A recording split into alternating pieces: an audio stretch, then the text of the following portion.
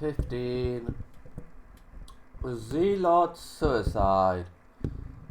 Once the broad Messianic movement of first century Palestine is seen in perspective, and once the apparently diverse sects are seen as integral parts of it, a number of hitherto inexplicable elements and anomalies slip into place.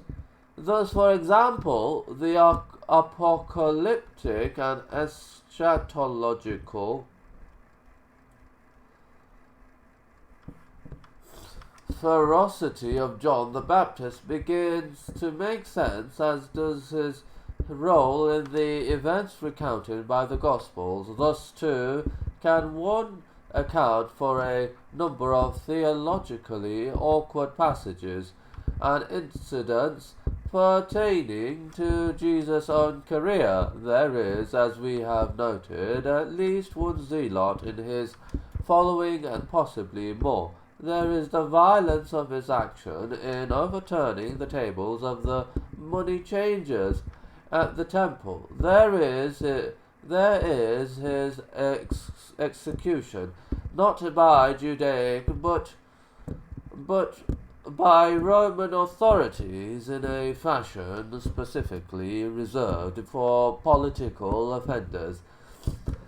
There are numerous other instances which the authorities of this book have examined at length elsewhere. Finally, there are Jesus' own words.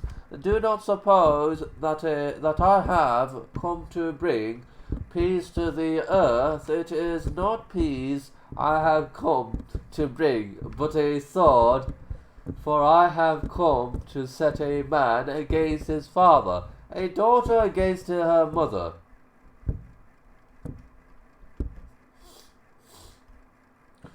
and more tellingly still, I unmistakably Qumranic phraseology. Do not imagine that I have come to abolish the law of the prophets.